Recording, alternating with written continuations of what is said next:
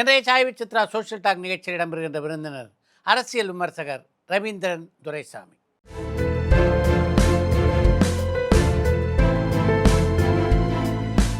அரசியல் நகர்வுகளை மிக துல்லியமாக கணிக்கக்கூடிய ஆற்றல் பெற்றவர் என்று எல்லோராலும் பாராட்டப்படுகின்ற ரவீந்திரன் துரைசாமி தமிழ்நாட்டு அரசியலும் தேசிய அரசியலும் பல ஆளுகளோடு நெருக்கமாக பழகின்ற வாய்ப்பினை பெற்றவர்.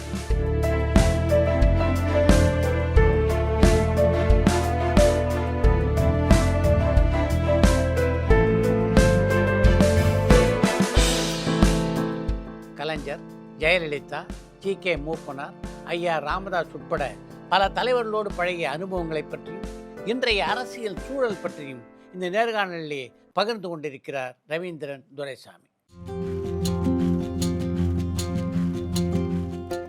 Sai with Chitra social talk. வணக்கம்.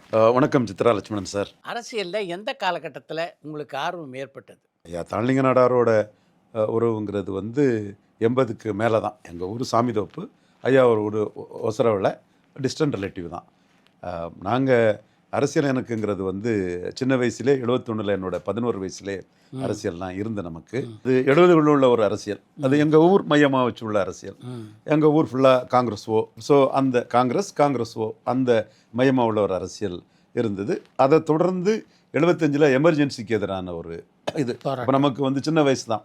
நம்ம நெடுமாறண்ணன் நமக்கு வீட்டில் விவேகானந்தர் நாள் காட்டி தான் வாங்குவாங்க ஒவ்வொரு வருஷமும். செய்தின்னு மதுரையில் நெடுமாறண்ணன் ஒரு பத்திரிகை நடத்திட்டு இருந்தார். அந்த பத்திரிகை தான் நம்ம மற்ற தினமலரும் வாங்குவாங்க, செய்தி பத்திரிகையும் வீட்டில் வரும். அது செய்தி அரசியல் பத்திரிகை. அப்போ அந்த செய்தி பத்திரிகையோட அரசியல் நமக்கு பதிவாகுது. அந்த கட்டத்துக்குள்ளே நெடுமாறண்ணன் காங்கிரஸ் போயிடுறார். பட் நாம் எமர்ஜென்சிக்கு எதிர்ப்புங்கிற நிலைப்பாட்டிலே இருக்கிறோம்.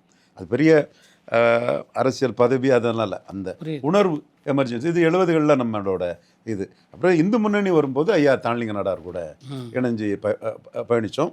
அப்போ அவருக்காக நின்னோம். அவரோட அந்த துணிச்சலில் கவரப்பட்டு நம்ம பணிகளை செய்துட்டு இருந்தோம்.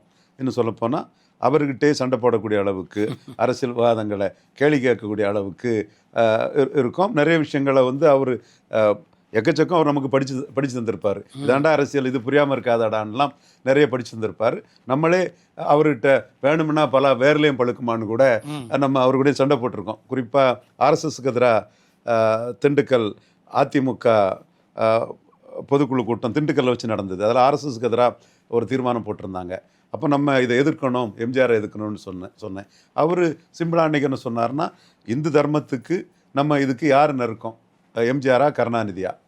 அதில் எம்ஜிஆர் தான் நமக்கு நெருக்கமானவர். எம்ஜிஆருக்கு எதிர்ப்பை கொடுத்து நம்ம சண்டை போட்டுக்கிட்டு கருணாநிதிக்கு லாபத்தை கொடுக்க வேண்டிய அவசியம் நமக்கு இல்லைன்னு அவர் அது சொன்னார். நான் வேணும்னா பல பேர்லேயும் பழுக்குமான்னு கூட அவர்கிட்ட கேட்டிருக்கிறேன்.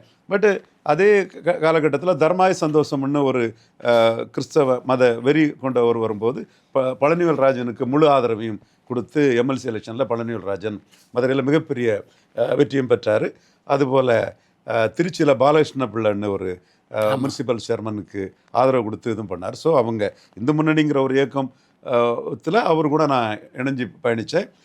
அவர் 89 மரணம் அடையலைன்னா என்ன நார்வேல் கார்பரேஷன் சேர்மனோ அல்லது எம்எல்ஏங்கிற லெவலில் ஒரு பதவி கொண்டு வந்துடுவார். பட் அதுக்கு பிறகு அந்த இடத்துக்குள்ளே ஏற்கனவே அதிலிருந்து போராடிட்டு இருந்த பொன் ராதாகிருஷ்ணன் தகுதியானவர் தான் வந்தார். வாழ்க்கையே தனக்கு அதற்காக அர்ப்பணித்து கொண்டவர் சகோதரர் பொன் ராதாகிருஷ்ணன். அவர் தான் அந்த இடத்துக்குள்ளே வந்தார். இவரோட ஒரு கான்ஃபிடெண்ட்டாக நான் இருந்தேன். பொன்னார் இவர்கிட்ட நல்லா இருப்பார். ராமகோபாலன்ஜிக்கிட்ட பொன்னார் அண்ணன் ரொம்ப இதாக இருப்பார்.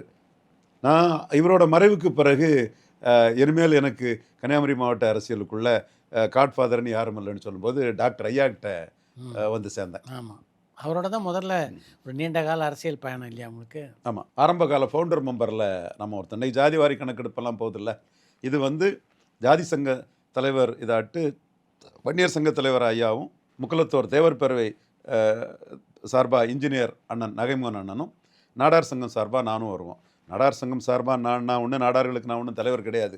அவர் வன்னியர்களுக்கு தலைவர் தான். பட்டு நயமன்னனுக்கு ஓரளவு பேக்கிங் உண்டு. பட் ஒரு கட்சி அமைப்பு, ஒரு அனைத்து கட்சி கூட்டமைக்கும் போது எல்லாரும் இருப்போம்.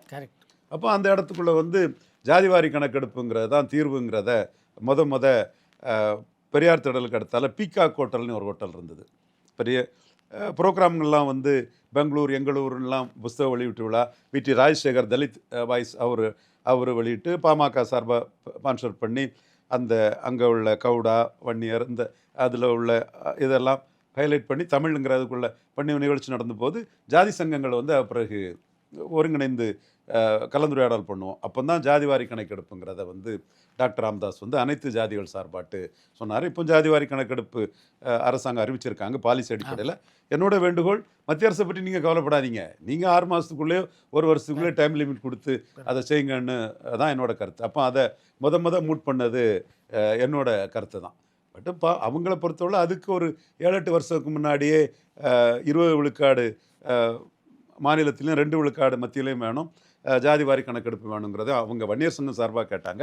ஒரு ஆல் காஸ்ட் ஃபெடரேஷன்னு வண்ணார் நாவிதர் உரிக்கார நாயக்கர் எல்லா ஜாதியும் சேர்ந்து ஒரு தீர்மானத்தை நான் தான் மூட் பண்ணேன். அது பிறகு அவர் கூட first vice president founder vice பிரசிடெண்ட்டுங்கிற லெவலில் அனிஃபா நான் எல்லாம் பணியாற்றணும், கிருஷ்ணகாந்தன் யாதவ் எல்லாருமே பணியாற்றணும். தென் கட்சியில் எனக்கு 3 பதவி தந்தார். வைஸ் பிரசிடெண்ட்டு, அரசியல் தலைமை குழு உறுப்பினர், தென் செய்தி தொடர்பாளர். காரணம் 98 அலையன்ஸை நான் உருவாக்கி வச்ச அந்த இதுக்கு என்ன கான்ஃபிடண்ட்டாக அவர் என்டர்டெயின் பண்ணார்.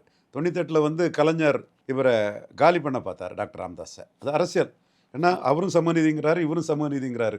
சிவசேனா பிஜேபி ரெண்டில் ஒருத்தர் தான் இருக்க முடியும், ஒருத்தருக்கு பாதிப்பு வருங்கிறது இயல்பு. கரெக்ட். அப்போ அவர் அந்த அரசியலை பண்ணும்போது பாண்டிச்சேரியில் உங்களுக்கு ஒரு சீட்டு, தமிழ்நாட்டில் உங்களுக்கு வந்து சிதம்பரம் சீட்டு ரிசர்வ் தொகுதி. அப்போ இவர் கேட்குறாரு, தமிழ்நாட்டில் எங்களுக்கு ஒரு பொதுவாக வன்னியர் நிற்கிற மாதிரி ஒரு பொது தொகுதியாக கொடுங்கன்னு கேட்குறாரு. இல்லை நீங்கள் தமிழ்நாட்டில் தலித் எல்லிமலைக்கு சிதம்பரத்தையும் புதுச்சேரியே சீட்டு தான், எம்பி சீட்டு, பார்லிமெண்ட் எலெக்ஷன் கேட்குறாரு. அப்போ நாம் வந்து ஜெயலலிதா அம்மையார்கிட்ட இது பண்ணுறோம். இது 67 ஃபார்வர்ட் பிளாக் முக்கிய தேவர் கூட்டணி வரும்போது அவங்க ஸ்ட்ரென்த் எவ்வளவோ 1.3 தான் ஸ்ட்ரென்த்து, ஆனால் மிகப்பெரிய அளவு முக்குலத்தோர் ஓட்டை கொண்டு வந்தார்.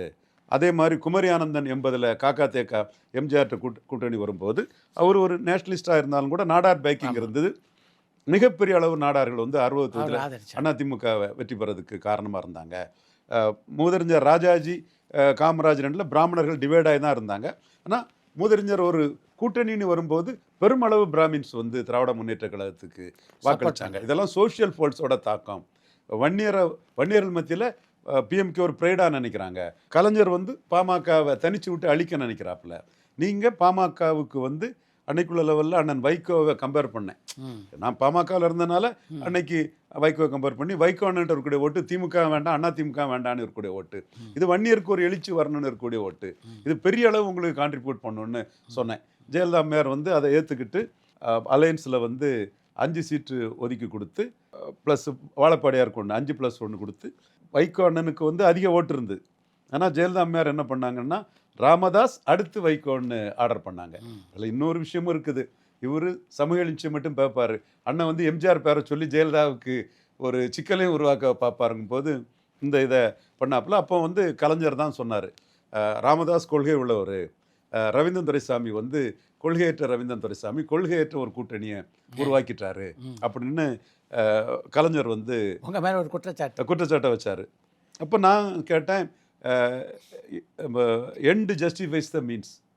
உங்களுக்கு மட்டும் உங்கள் ஆட்சியை கலைச்ச இந்திரா காந்தி அம்மையாரோட கூட்டணி சேர்ந்து நீங்கள் வந்து 80 நேர்மின் மகளே நிலையான ஆட்சியை தருக எண்டு ஜஸ்டிஃபைஸ் த மீன்ஸ் உங்களுக்குன்னு வரும்போது நாங்கள் எங்கள் கட்சியை காப்பாற்றுறதுக்கு எங்கள் பிரதமர் வாஜ்பாய் உங்கள் பிரதமர் யாருன்னு கேட்டு பதவி உனதா எனதா இதுதான் திமுக தமாகான்னு நாங்கள் ஏன் கேட்கக்கூடாதுங்கிறத பதிலாக சொன்னேன். அந்த கொள்கையற்ற கூட்டணியை ரவீந்திரன் உருவாக்கிட்டாருங்கிறத சொல்லும்போது கதிரவனை கண்ட பனித்துளி மாதிரி இதெல்லாம் எங்கள் பிரதமர் வாஜ்பாயின்னு கேட்கும்போது அது மறைஞ்சு போகும்னு. அப்போ நமக்கு இந்து முன்னணியில் வந்த அந்த உணர்வு பாமகவில் இருந்தாலும் அந்த இந்து உணர்வு வாஜ்பாய் நம்ம தலைவர் பெரிய ஐகான் அடல்ஜி பிரைம் மினிஸ்டருங்கிறத நாம் முன்னெடுத்தோம். இன்னும் சொல்லப்போனால் ஜெயலலிதா அம்மையார் தன் வாழ்நாளில் தன்னை தவிர வேறு யாரையுமே ப்ரொஜெக்ட் பண்ண மாட்டாங்க. அவங்க ப்ரொஜெக்ட் பண்ணது நான் கலைஞருக்கு பதில் சொல்லதுக்கு அறிக்கை கொடுத்துருந்தேன் என் பேரில் பாமக துணைத் தலைவராக. எங்கள் பிரதமர் வாஜ்பாய் உங்கள் பிரதமர் யார் சொல்லுங்கள் கலைஞரை, பதவி உனதா எனதா, இதுதான் திமுக தமாகா, இதுதான் உங்கள் இதான்னு கேட்கும்போது தான் ஜெயலலிதா அம்மையார் நாம் இந்த அறிக்கை விட்ட பிறகு தூத்துக்குடி கூட்டத்தில் பேசினார். எங்கள் பிரதமர் வாஜ்பாய், உங்கள் பிரதமர் யாருங்கிற கேள்வியை ஜெயலலிதா அம்மையார் கேட்டாங்க. நீங்கள் ஜெயலலிதா அம்மையாருக்கு அரசியல் வரலாற்றை எடுத்து பார்த்தாலே தன்னை தவிர இன்னொருத்தர எந்த காலத்திலையும் ப்ரொஜெக்ட் பண்ணியிருக்க மாட்டாங்க. ஆமாம். இப்போ கலைஞர் எடுத்துட்டிங்கன்னா அவங்க நேருவின் மகளே வருக, நிலையான ஆட்சியை வருக, இந்திரா காந்தியின் மருமகளே வருக, அது இதெல்லாம் நிறைய மற்றவங்களை ப்ரொஜெக்ட் பண்ணக்கூடிய அரசியல் நிறைய காலகட்டங்களில் பண்ணியிருப்பார். நண்பர் ரஜினிகாந்த் சொல்கிறாரு, இந்த மாதிரிலாம் கோட் எடுத்துக்குவார். இன்னொருத்தரை ப்ரொஜெக்ட் பண்ணுவார். ஜெயலலிதா தன்னை தவிர இன்னொருத்தரை ப்ரொஜெக்ட் பண்ணியிருக்க மாட்டாங்க. ஒரே எலெக்ஷன் ஜெயலலிதா தன்னை தவிர இன்னொருத்தரை ப்ரொஜெக்ட் பண்ணது, இம்பார்ட்டன்ஸ் கொடுத்தது 98ஆம் ஆண்டு நாம் உருவாக்குன அந்த ஸ்லோகன் கூட்டணியும் நாம் உருவாக்கணும். அப்போ ஜெயலலிதா அம்மையார்ட்டையும் நாம் ஆர்கியூ பண்ணோம். உங்களுக்கு கிறிஸ்டின் முஸ்லீம் உங்களுக்கு போயிட்டான், அதுக்காக நீங்கள் பயப்பட வேண்டாம், தைரியமாக வாஜ்பாயை பிரைம் மினிஸ்டராக சொல்லுங்கள், பாஜக கூட வாங்க, நஷ்டப்படக்கு ஒன்றும் இல்லை. ஏற்கனவே அந்த ஓட்டு இருந்தால் தான் நஷ்டப்படணும். இப்போ அது ஏன் சொல்கிறேன்னா, இப்போ நான் மதிக்கக்கூடிய ஒரு தலைவர், என்னோட நெருங்கிய ரீதியாக ஒரு அன்பும் பாசமும் காட்டக்கூடிய தலைவர். கலைஞரால் நான் அரசியல் ரீதியாக பாதிக்கப்பட்டிருக்கேன். பட் கலைஞர் மகன் மு க ஸ்டாலின் மேலே எனக்கு மிகுந்த பாசமும் மரியாதையும் உண்டு. அவருக்கு அன்னைக்கு ஜெயலலிதாவுக்கு என்ன சொன்னானோ அதைத்தான் முன்னாள் தமிழக முதல்வர் மு க ஸ்டாலின் சொல்கிறேன். உங்கள்கிட்ட இருந்து கிறிஸ்டின் முஸ்லீம்ஸு விலகிட்டாங்க, நீங்கள் மோடியை பிரைம் மினிஸ்டராக சொல்கிறது உங்களுக்கு எந்த பாதிப்பும் கொடுக்காது, லாபத்தை கொடுக்கும், நன்மையை கொடுக்கும். 98ல் நான் ஜெயலலிதா அம்மையாருக்கு சொன்னது தான் இன்னைக்கு என் பாசத்துக்கு மதிப்புக்குரிய ஒரு very nice gentleman MK. Stalin, அவருக்கு நான் சொல்கிறேன். எந்த காலகட்டத்தில் பாட்டாளி மக்கள் கட்சியோட உங்களுடைய பயணத்தை நிறுத்திட்டீங்க? பயணத்தை நிறுத்தினது அதுவும் நானும் அவசரப்பட்டுட்டேன். 98ல் நான் கலைஞர் கட்சி அழிக்க நினைக்கும் போது காப்பாற்றி விட்டதுக்கு நன்றி உணர்வோட தான் ஐயா சொன்னார். 30 லட்ச ரூபா செலவழிக்கிறேன், நார்த் மெட்ராஸில் நிற்கிறியான்னு கேட்டார். நம்ம அதை டெலிபரேட்டாக அவர் எனக்கு அதை டெனிவ் பண்ணலை, குறை சொல்லக்கூடாது. எனக்கும் டக்குனு கோவம் வந்துட்டு அதில் தான் இதாச்சு. அப்போ நான் சொன்னேன், ஐயா ஒரு தொகுதி திமுக தமாக அணி ஜெயிக்கும்னா கூட அது வடசென்னை தான், அதனால் அந்த தொகுதி தோக்கக்கூடிய தொகுதி நமக்கு வேண்டாம், ஜெயலலிதா அம்மையார்ட்டும் இந்த தொகுதி வேண்டான்னு சொல்லிடுங்க. அவர் என்ன சொன்னால், வடசென்னை வன்னியர் இருக்காங்க, நாடார் இருக்காங்க, நம்ம அணி அப்படிங்கிற அளவில் தான் அவர் எனக்கு டிக்கெட்டு அது சொன்னார். நம்ம விழுப்புரம் இவர் என்.டி. சண்முகம் நின்ன வெள்ளூரை எடுப்போம், அணைக்கட்டு ராணிப்பேட்டை போன்ற வன்னியர் டாமினேட்டட் கான்ஸ்டியூன்சி இருக்குது, நாளைக்கு நமக்கு அசம்பிளிக்கு பயன்படும். வெள்ளூரும் தோக்க தான் செய்யும், ஏன்னா முஸ்லீம் இருக்குதுங்கிறதுல வடசென்னை வேண்டவே வேண்டான்னு சொல்லி உடனே வடசென்னையை மதிமுகவுக்கு ஒரு வைஸ் சான்சலர் ஆனார், ஒரு வன்னியர் ஒருத்தர், அவருக்கு கொடுத்தாங்க. தோக்குற தொகுதி தோத்துட்டு வெள்ளூர் நமக்கு ஜெயித்துட்டு, வெள்ளூர் நமக்கு நான் வடசென்னை வேண்டாம், நம்ம வெள்ளூர் எடுப்போம்னு சொன்ன தொகுதி ஜெயித்துட்டு. அப்போ நான் சுயநலமாக கேண்டிடேட் ஆகும்னு நினைக்கல. அப்போ நான் அவர்கிட்ட என்ன கேட்டோம்னா, நம்ம கட்சிக்கு வரக்கூடிய முதல் ராய்சபா எனக்கு கொடுத்துருங்கன்னு. அப்போ கட்சி தோல்வியிலே இருக்குது, அவருக்கு நம்ம கட்சிக்கு ராய்சபா வருமா, என்ன நீ பேசுகிற, இல்லையா வரும், நான் உருவாக்கி தாரேன்னு. அருமை, அதாரன்னு சொன்னேன். அப்போ சரி, அறிவு இருக்குது, ஆற்றல் இருக்குது, கட்சியை காப்பாற்றிருக்கிற, ஜாதிய பின்பலமும் இருக்குது, கண்டிப்பாக நான் தரேன்னாரு. ஓகே, அவர் தர்ற மைண்ட் செட்டில் தான் இருந்தார். சந்தர்ப்ப சூழ்நிலை மகன் உள்ள வராரு. அப்போ மகனை எப்படி அகாமடேட் பண்ணணுன்னு அவர் யோசிக்கிறாரு. இப்போ அன்னைக்கு மகனை அகாமடேட் பண்ணதுனால தான் இன்னைக்கு அந்த கட்சி நிற்குதுங்கிறது உண்மை. ஆமாம், நம்ம சென்ட்ரிக்காக மட்டுமே விஷயத்தை பார்க்கக்கூடாது. அந்த சமூகம் இன்னைக்கு ஒரு அடையாளத்தோடு நிற்குதுன்னா மகனை கொண்டு வந்தனால அவர் இன்னைக்கு ஸ்டேச்சர் இருக்குது, ஆனால் செல்வாக்கு இல்லை. மகன் செல்வாக்கா வந்துட்டார். இன்னைக்கு வட தமிழகத்தில் ரொம்ப முக்கிய கட்சியை வழிநடத்தக்கூடிய ஒரு தகுதி இன்னைக்கு அவருக்கு தான் வந்துட்டு அந்த இம்பார்ட்டன்ஸ் இன்னைக்கு மும்முனை போட்டியில் அவரோட இம்பார்ட்டன்ஸு இதுவரை ராமதாஸு கிடைக்காத இம்பார்ட்டன்ஸு அன்புமணி கிடைக்குங்கிற ஒரு சூழ்நிலையில் 26 தேர்தல் முடிவு காட்டுது. நம்ம பறந்துபட்ட இதில் ஏன் நான் பேசுகிறோம்னா, அன்னைக்கு வன்னியர்கள் ஏமாற்றப்படுறதும் வஞ்சிக்கப்படுறதும் இது ஒரு அநீதிங்கிற லெவலில் தான் ஒரு கட்டத்துக்குள்ளே அவரோட தொடர்பை ஏற்படுத்திக்கிட்டோம். நமக்கு தாளிங்க நாடார் மறைவுக்கு பிறகு ஹாட்ஃபாதர் இல்லை, பிடிநிலைன்னு சொல்லும்போது அவர்கிட்ட வந்தோம், நல்ல முறையாக தான் நம்மளை நடத்தினார். இன்றைக்கி நம்ம தமிழ்நாடு அளவில் பாப்புலாரிட்டி கிடைக்கிறது காரணம் அவருங்கிறதும் மறுக்க முடியாது. பட் அந்த சிச்சுவேஷன் அவருக்கு குடும்ப ப்ரெஷர் எல்லாமே வரும்போது என்ன அகில இந்திய அளவில் ஒரு ஓபிசி அரசியல், சரத் யாதவ், ராஜேஷ் பைலட்டு, குஜ்ஜார் ஓபிசி, சரத் யாதவ் ஓபிசி, அவர் ஒரு ஓபிசி அசோசியேஷன்லாம் நடத்திட்டு இருந்தார். இதெல்லாம் பண்ணி அதான் அவர் பேரில் தான், ராமதாஸோட ஒரு பேனரில் தான் பண்ணுறதுக்கு நம்ம கரெக்டாக இருக்கணும் தான் அவர் நினச்சிருந்தார். குடும்ப ப்ரெஷர் பையன் உள்ள வரும்போது அவர் வேறு மாதிரி திங்க் பண்ண ஆரம்பிச்சிட்டாரு. அதில் நமக்கு அவர்கிட்ட ஒரு முரண்பாடு வருது. நம்ம அதில் ஆக்சுவலாக நமக்கு அன்னைக்குள்ள காலகட்டம் 99 காலகட்டம் போது 27-28 வருஷத்துக்கு முன்னாடி, அப்போ யங்ஸ்டர் நமக்கும் அந்த கோபமும் அந்த இதுவும் வேகமும் நம்மளும் வேகமாக தான் முடிவெடுத்தோம். அப்போ முடிவெடுத்து அதுக்கு பிறகு அவருக்கு எதிராக நான் பண்ண நெகட்டிவ் பொலிட்டிக்ஸுக்கு அளவே கிடையாது, ஆ. அளவே கிடையாது நெகட்டிவ் பொலிட்டிக்ஸுக்கு. அப்போ அவரே சொல்லுவார், எங்க உங்கள் ஃப்ரெண்டு எங்கே போனாலும் எனக்கு எதிராக உள்ளவனெல்லாம் போய் என்கரேஜ் பண்ணிகிட்டு இருக்காப்புல, அது திருமாவளவனாலும் சரி, விஜயகாந்த்னாலும் சரி, வைகோனாலும் சரி, காத்து கடந்து எனக்கு எதிராக யார் யாரெல்லாம் இருப்பாங்களோ அவ்வளோ அரசியலும் பண்ணிகிட்டு இருப்பாப்புல, அவராது எம்பி எம்எல்ஏ வந்தாரா, ஏன் இப்படி நெகட்டிவாக பண்ணிகிட்டு இருக்காருன்னு Eswaramoorthy gem of a man, ரொம்ப ஆனஸ்டான ஒரு இன்டெலிஜென்ஸ் ஆஃபீஸர், போலீஸ் ஆஃபீஸர், அவர்கிட்ட அவர் சொல்லுவார், நம்ம அந்த இடத்துக்குள்ளே அந்த கோபத்தில் அந்த அரசியலை தான் நெகட்டிவ் பொலிட்டிக்ஸை தான் பண்ணிகிட்டு இருந்தோம். அதுக்கப்புறம் பல கூட்டணிகளை உருவாக்குறதுல உங்களுடைய முக்கியமான பங்கு இருக்குது இல்லையா? கண்டிப்பாக இருக்குது. அதில் மெயின் பங்கு 98 உருவாக்கின கூட்டணி தான். 98 உருவாக்கின கூட்டணி தான் எண்டு ஜஸ்டிஃபைஸ் த மீன்ஸ்னு. உங்களுக்கு கிறிஸ்டின் முஸ்லீம்ஸ் ஓட்டு ஒன்றும் பிரச்சனை இல்லை, ரெஸ்பெக்டட் மேடம்னு தான் ஜெயலலிதாவை சொல்லுவேன். Once a leader of establish for ever, ரெட்டலானால் நீங்கள் தான் தலைவர், எஸ்டாப்ளிஷ் லீடர். தைரியமாக வாஜ்பாய் கூட கூட்டணி வைங்க. அது நமக்குள்ள இந்து உணர்வும் கன்னியாகுமரி மாவட்டத்திலேருந்து வந்த அந்த சனாதன தர்மம் அது தொடர்பாக நமக்குள்ள ஈடுபாடும் அதில் நம்ம படித்ததும் அது ஜெயலலிதாவுக்கு அது ஏற்புடையது தான். வெளியே காட்டலைனாலும் கூட அது ஜெயலலிதா அதில் கொஞ்சம் பாசிட்டிவாட்டும் அதுக்குள்ள கமிட்டடாக தான் இருந்தாங்க. மத மாற்றத்துக்கெல்லாம் ஜெயலலிதா உணர்வுபூர்வமாக எதிராக இருந்த ஒரு தலைவர். ஸோ அப்போ அவர் உடனே வாஜ்பாய் தலைமையை ஏற்றுக்கிட்டாங்க. அதுக்கு பிறகு பாமக, மதிமுக அந்த அலையன்ஸில் நம்ம பங்களிப்புங்கிறது வாஜ்பாயை நீங்கள் ஏற்றுக்கிறது லாபம்ங்கிறதும், பாமக சோஷியல் ஃபோர்ஸாக பெருசாக வருங்கிறது லாபம். இது பண்ணு நாம் அன்னைக்கு எதிர்பார்த்த சீட்டு ஒரு 17 சீட்டு தான் எதிர்பார்த்தோம்.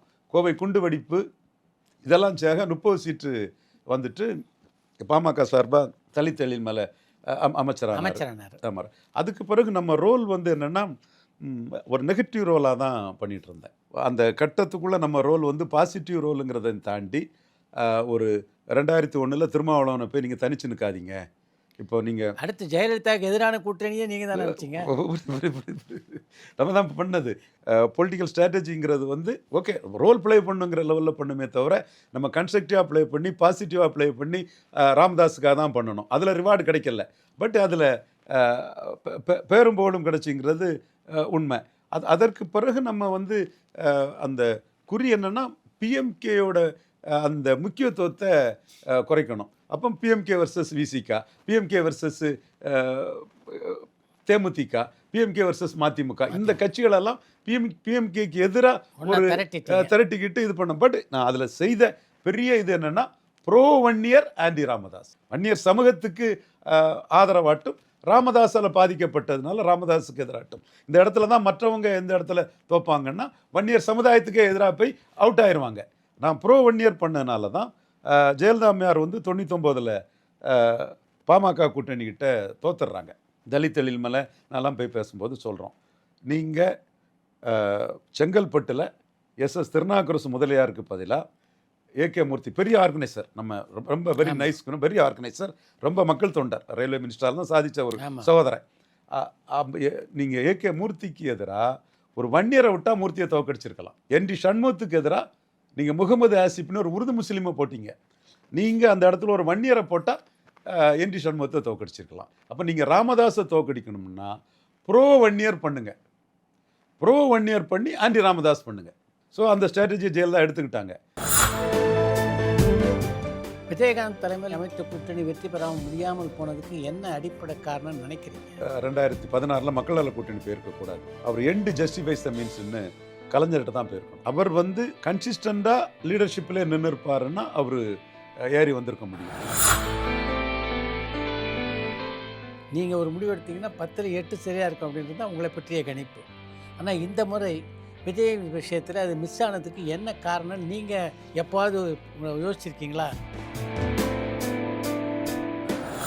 நிர்மல்குமார்னா அவர் பிஜேபி அதிமுகன்னு ரொம்ப அன்அசியூமிங் பர்சனாக இருந்து இங்கே அசியூமிங் பர்சனாக வந்துட்டார். கரெக்ட். ஆதவ் அர்ஜுனான்னா எக்ஸப்ட் செங்கோட்டையன், அவருக்கு டிஎம்கிட்டையும் டிமாண்ட் இருந்து, ஆனால் ஒரு எடப்பாடியை பழி வாங்கணுங்கிற எண்ணத்தில் எம்ஜிஆர் பேரை சொல்லி ஜெயலலிதா பேரை சொல்லி அதை இருட்டடிப்பு பண்ணுறாரு எடப்பாடின்னு சொல்லும்போது விஜய் கூட நின்னா தான் அது கரெக்டாக இருக்குங்கிறதுல அவர் இங்கே வந்தார். அப்போ நான் கூட அதை